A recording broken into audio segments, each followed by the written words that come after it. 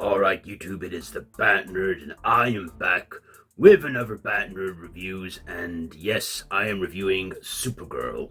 That is written by Anna Nogueira or something, and directed by Craig Gillespie. Starring Millie Alcock, Matthias Schoenaerts, who gives these people these names, really? Eve Ridley, David Cromanholz, Emily Beecham, David Corenswet, and Jason Momoa. So this follows Kara Zor-El, aka Supergirl, Superman's cousin, as she, celebrates her birthday and then gets caught in a crossfire with Ravagers and helps a young girl avenge her family along the way as she embarks on a quest to save Crypto the Superdog from dying, and she has only 72 hours to do so. And of course we see a lot of action. They run into Lobo, they fight it out, and of course she tries to save Crypto in time, on this quest. So what did I like about this one? Well, this has not done so well at the box office, unfortunately. No. It's, which is a shame, but I do have some likes. First of all, the runtime. It was 1 hour, 50 minutes. And I was glad of that, because superhero movies these days have to be over 2 hours, 2.5 to 3 hours long, and that can sometimes be a bit of a sit-through. And I like that it actually ran under the 2 hour mark, and I can't remember last time I watched a superhero movie that did that. I also think Millie Alcock was brilliant in this. Yes, I did think she was great. I also thought this was a good movie in general. Yes. Not brilliant, okay? Not a brilliant movie. Yeah, it did have its flaws, but come on. This is only the second movie in the DCU. And I think it's still finding its footing. And, it needs a chance to grow.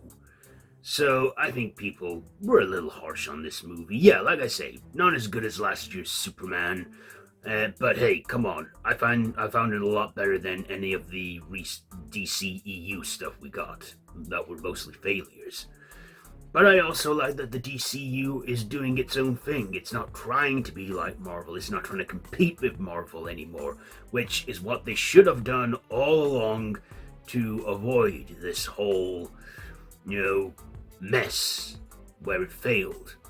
So I think this was a good film. It had some good visual effects, some fun cameos, and come on, we all can agree, Jason Momoa as Lobo. The man was born for the part. And I don't know how he didn't get cast as Lobo in the previous one. He was Aquaman, but he just stole the show for me. He stole the show and was fantastic. He was comedic. He was dark, he was brutal, and you know what? I think we need a Lobo movie at some point in the DCU because he just nailed it. The villain I found forgettable. All I know is he was just a guy with loads of piercings in his face and had the antidote for Crypto. But I did get a lot of Guardians of the Galaxy vibes from this. I also liked that we got some good music in this, and some good sci-fi, some good action. I like that it was not actually Earthbound, that it took place around the galaxy and wasn't confined to Earth. We had some scenes from David Corenswet as Superman, and, letting her know what's going on. We got to see her backstory as well in flashbacks, but they didn't drag out the entirety of the movie, which, I think, again, DC got wrong with the first installment in the DCEU, that we know the backstory of Clark Kent as Superman, but Supergirl, they showed us our backstory, what we need to know, and they didn't drag it out, so I like that too. I also thought, this movie was quite fast-paced. It didn't slow pace or anything like that, but however, she didn't actually wear the Supergirl suit until the final act of the movie. Yeah, she spent most of this movie wearing civilian clothes with their long beige coat and we didn't see her take into action. Well, we saw her spring into action when she got exposed to the yellow sun and gained her powers and stuff. But we didn't see her suit up until the finale. I guess it was worth it to see. I mean, we know what Supergirl's suit looks like. We've seen it before. But yeah, I think people were a bit too harsh on this movie, and that they need to give it a bit of a break. The DCU is still in its teething stages, as I've said already. It needs time to grow. It needs time to breathe. I mean, come on, look at Marvel. When that started out, it had Iron Man. The Incredible Hulk was a bit of a bust. So was Iron Man 2, but it got going again. I think they need to do that with DC. Just give it a chance. This is not the last movie in the DCU anyway. We got Clayface coming later this year. We got Lanterns, which is a series coming, next month.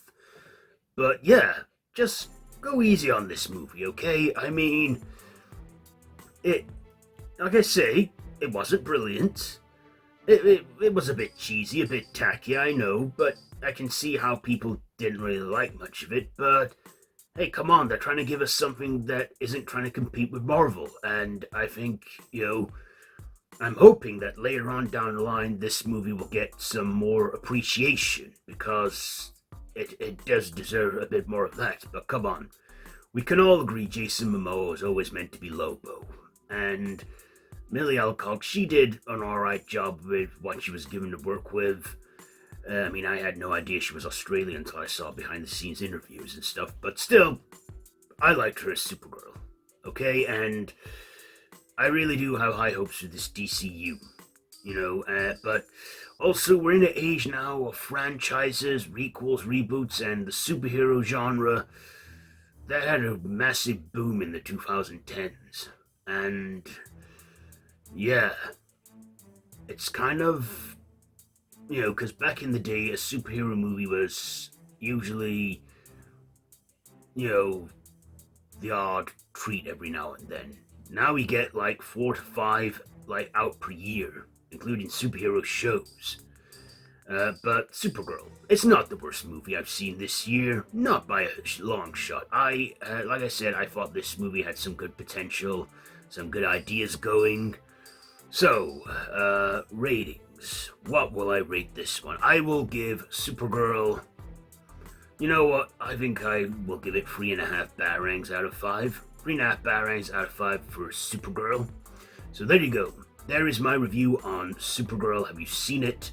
Let me know what you think down below in the comments, and if you like this video, be sure to give it a big thumbs up, share with your friends, and feel free to subscribe to the channel if you haven't already, and to hit that notification bell. I've been the Bat Nerd, and this has been Bat Nerd Reviews, and until next time, Bat Nerd out.